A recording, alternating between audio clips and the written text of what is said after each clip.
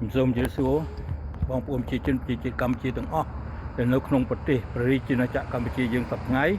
ឬនៅក្រៅប្រទេសព្រះរាជាណាចក្រកម្ពុជាយើងសប្តាហ៍ថ្ងៃនេះខ្ញុំសូមជម្រាបសួរព្រមទាំងខ្ញុំសូមជម្រាបសួរដល់ប្រជាជនជាតិកម្ពុជាក្រោមផងដែរទាំងក្នុងនិងក្រៅប្រទេស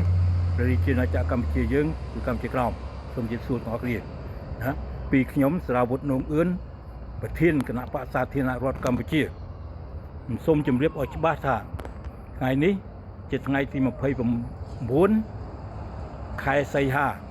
ឆ្នាំ2025ណាវេលាម៉ោង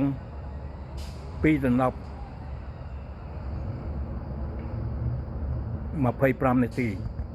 គឺថ្ងៃត្រង់ខ្ញុំសូមជឿថាខ្ញុំសូមប្រកាសហើយកោះហៅបងប្អូនប្រជាជនប្រជាជាតិកម្ពុជាយើងទាំងអស់គ្នា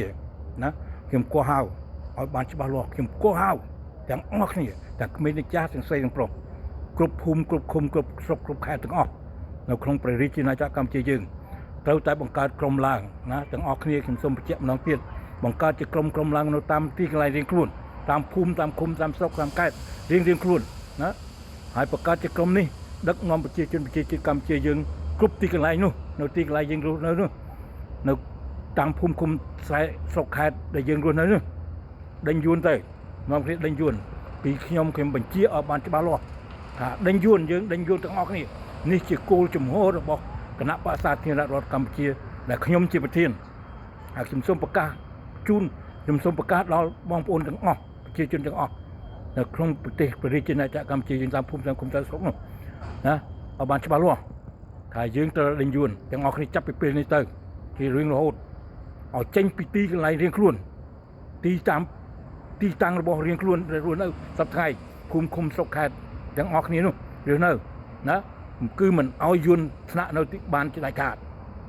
ណាខ្ញុំសូមយកច្បាស់ឃើញមួយដេញមួយឃើញពីរដេញពីរបើវាមិនចេញទេក៏វាចោលទៅខ្ញុំសូមយកច្បាស់នេះជាជំហររបស់ខ្ញុំជាសារាវុធនោមអឿនជាប្រធានគណៈបក្សសាធារណរដ្ឋកម្ពុជាខ្ញុំសូមបញ្ជាក់ឲ្យច្បាស់ម្ដងទៀតឃើញយួនមួយដេញយួនមួយឃើញពីរដេញពីរនៅទីតាំងដែលយើងរស់នៅសពថ្ងៃរៀងខ្លួនបើវាមិនចេញទេក៏វាចោលទៅយើងធ្វើតាមច្បាប់របស់យើងជាម្ចាស់ផ្ទះម្ចាស់ប្រទេសជាតិមិនខុសពីច្បាប់អន្តរជាតិទេនេះខ្ញុំសូមនិយាយច្បាស់មិនខុសពីច្បាប់អន្តរជាតិជាដាច់ខាតនេះយើងធ្វើតាមយើងជាម្ចាស់ផ្ទះយើងទៅដេញយួនចេញពីព្រះរាជាណាចក្រកម្ពុជានៅទីតាំងទីកន្លែងតាមភូមិតាមឃុំតាមស្រុកតាមខេត្តដែលយើងរស់នៅរៀងខ្លួនណាខ្ញុំសូមប្រកាសម្ដងហើយម្ដងទៀតឲ្យបានច្បាស់លាស់ដល់ថាក៏វាចោលបើវាមិនចេញនេះខ្ញុំសូមបញ្ជាក់ឲ្យច្បាស់ដូច្នេះតែជាពិសេសតទៅពីនេះទៀតនោះគឺកាប់ក្បាលជួយម្លាយស្ថាប័នរដ្ឋាភិបាលទាំងមូលទាំងអស់ទាំងរដ្ឋសភាប្រតិភិទាំងហ៊ុនសែនទាំងហ៊ុនម៉ាណែតក៏ដួយមកវាជួយម្លាយនឹងទាំងសីហមុនីមានក៏ដួយមកវាមិនកាប់ក្បាលវាចេញពីជាណាចក្រកម្ពុជាឲ្យបានជាដាច់ខាតនេះជាអ្នកដឹកនាំក៏ដួយមកវាគ្មានតម្លៃមកកម្ពុជាអាចចំពោះប្រជាជនជាតិចំពោះប្រទេសជាកម្ពុជាទេនេះបថុកជិបយើងទាំងអស់គ្នាអត់យើងរត់នេះបដាច់សេដ្ឋកិច្ចរបស់យើងរត់គ្នាយើងត្រូវតែកាប់ក្បាលវាចេញឲ្យចេញពីអំណាចយើងមិនត្រូវការវាមកគ្រប់គ្រងលើក្បាលយើងតទៀតទេនេះសំជុំយល់ច្បាស់បងប្អូនទាំងអស់យើងត្រូវតែងើបឡើងទាំងក្មេងទាំងចាស់ទាំងស្រីទាំងប្រុសកាប់ក្បាលចុយមកក៏ដួយមកវានឹងទាំងពួយឲ្យចេញពីព្រះរាជាណាចក្រកម្ពុជាបីក្បាលវាទៅនេះក៏វាចោលពួកវាគ្មានតម្លៃមកកំតិចអាចចំពោះប្រទេសជាតិប្រជាជនប្រជាជាតិកម្ពុជាវាមិនបានចាំយើងទេវាយកលុយយើងចិញ្ចឹមយួនគ្នាវាពួកវាសិតតែយួនគ្រប់ស្ថាប័នណាក៏ដោយទាំង3ស្ថាប័នតុលាការនិងរដ្ឋមន្ត្រីនិងរដ្ឋសភាប្រតិភិក៏ជួយមកវាទាំងអស់ណាក៏ដោយមានណាក៏ដោយក្នុងជួររដ្ឋាភិបាលទាំងអស់គឺសិតតែយួនគឺសិតតែគណៈបព្វជិជនគឺជាយួនគណៈបព្វជិជនគឺជាយួនដែលមានយួន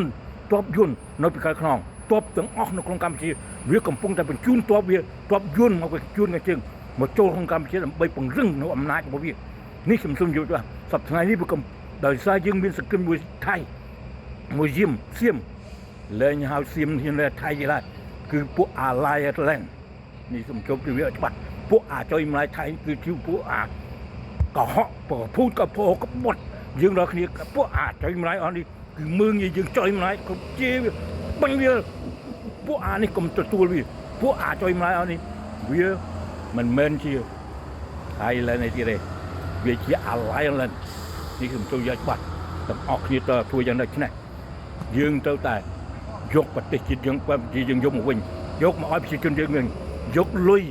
យកបំរើប្រជាជនយកមកបកគលឲ្យប្រជាជនយើងវិញយកប្រទេសជាតិនិងអំណាចរបស់ប្រទេសជាតិយើងជូនប្រជាជនប្រជាកម្ពុជាយើ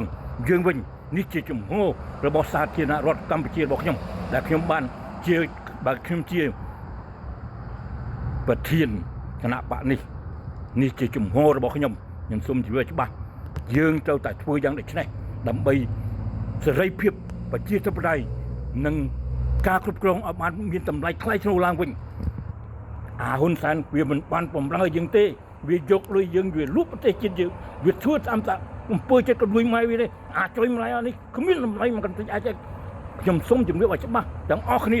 ទៅងើបឡើងក៏វាចោលក៏លួយម៉ែវាអាចុយម្លាយហ្នឹងគ្មានតម្លៃមកកន្តិចអាចសីហាមនេះក៏មីក៏លួយម៉ែវាមីម្លេចក៏មិនបាច់ឲ្យតម្លៃវាទេជេរម្លាយវាអាចុយម្លាយពួកអាចុយម្លាយទាំងអស់ណាក៏ដោយមានណាក៏ដោយតែជួក្នុងគណៈបព្វជិជនសប្តាហ៍នេះគឺជាយួនដូច្នេះពួកវាគ្មានតម្លៃមកកន្តិចអាចចំពោះប្រជាជនជាតិកម្ពុជាយើងទេខ្ញុំសូមជម្រាបឲ្យច្បាស់ទាំងអស់កុំឲ្យមានការភ័ន្តច្រឡំទៅទៀតកុំឲ្យមានការឆ្ងល់ទៅទៀតអាស៊ីអនុនេះហើយគឺជាអាចុយម្លាយក្បត់ជាតិក៏ដូចម៉ែវាខ្សែនរោដំនេះហើយវាបកគលប្រទេសជាណាចក្រកម្ពុជាក្រមឲ្យទៅយួនមិនមែនប្រាំងឲ្យប្រាំងស្ញែឲ្យតាមក្បាលក៏ដូចម៉ែវាហ្នឹងវាបកគលឲ្យវាលក់ឲ្យដើម្បីយកលុយទៅជួយក៏ដូចយួននេះអាចុយម្លាយស៊ីអនុនេះនរោដំនេះអាចុយម្លាយហើយវាបញ្ចូលយួនឲ្យបីយកប្រទេសជាកម្ពុជាអាចុយម្លាយនេះឯងគឺអាចុយម្លាយនេះគឺជាក្បត់ជាតិក៏ដូចម៉ែវាអាចុយម្លាយណាក៏ដោយមានណាក៏ដោយលើកអំកើងខ្សែនរោគឺជាពួកក្បត់ជាតិឯងលើកអំកើងក្បត់ជាតិឯងក៏ក្បត់ជាតិអាចុយម្លាយមានចុយម្លាយទាំងអស់គឺសិតក្បត់ជាតិមានក្បត់ជាតិទាំងអស់នេះខ្ញុំសូមយល់ច្បាស់នេះយើងទៅទាំងអស់គ្នាយើងតើដេញកដួយម៉ែវានេះវិញវាយកដួយម៉ែដុតវាំងវាដុតគីវាចោលឲ្យជូនកដួយម៉ែវាទាំងអស់ខ្ញុំឲ្យសល់ខ្ញុំនឹងសងឡើងវិញខ្ញុំនឹងបង្កើតរដ្ឋាភិបាលសាស្ត្រមួយជូនដល់ប្រជាជនអ្នកទាំងអស់គ្នាវិញទាំងអស់គ្នាត្រូវតែធ្វើយ៉ាងដូចនេះខ្ញុំនឹងបង្កើតរដ្ឋាភិបាលជូនដល់ប្រជាជនឲ្យបានសមហេតុសមផលមានតម្លៃមិនដូចកដួយម៉ែវាអាចុយម៉ែមិនចុយម៉ែនឹងកំពុងតែសម្លាប់យើងដេញយើងបីយើងនេះខ្ញុំសូមជម្រាបឲ្យច្បាស់គ្មានយួនតទៅទៀតទេអាចុយម៉ែមិនចុយម៉ែនេះគឺសិតតែពួកឈ្លានពានយួនទាំងអស់ទៅកម្ពុជាសិតតែទ័ពទេសិតតែទ័ពរបស់វាទេនេះកុំឲ្យកខ្វល់ថាវាជាជនភៀសខ្លួនវាមិនមែនជនភៀសខ្លួនវាជាទ័ពមកឈ្លានពានប្រជាជនកម្ពុជាយើងនេះខ្ញុំសូមជួយច្បាស់ដាក់ទៅមិនខុសច្បាប់ទេចេញតែអញបើមិនចេញងាប់នេះត្រូវតែធ្វើយ៉ាងដូចនេះនេះពីខ្ញុំសារាវុធនងអឿនជាប្រធានគណៈបក្សសាធារណរដ្ឋកម្ពុជាហើយសាធារណរដ្ឋកម្ពុជាមិនអាចចុះឈ្មោះក្នុងជួររដ្ឋាភិបាលកម្ពុជាសប្តាហ៍បានជាដាច់ខាតនេះខ្ញុំសូមយល់ច្បាស់ព្រោះអីគណៈបព្វជិជនកំពុងតែគ្រប់គ្រងរដ្ឋាភិបាលហ៊ុនសែនសៃអាមេរីមីក៏ដូចមិនមិននឹងរដ្ឋាភិបាលប្រទេសអង្គសិទ្ធិយួនចុយម្លាយអស់គឺសិទ្ធិយួនក៏វាចុយម្លាយក៏ដូចម៉ែវាទៅឲ្យច្បាស់ច្បាស់នេះសូមជឿឲ្យច្បាស់ណាទាំងអស់គ្នាទៅធ្វើយ៉ាងដូចនេះទៅកុំរកខ្វល់យើងទៅតែធ្វើយ៉ាងដូចនេះវិញវាធ្វើដាក់យើងធ្វើដាក់វាវិញសូមជម្រាបអរគុណជួបគ្នាទៀត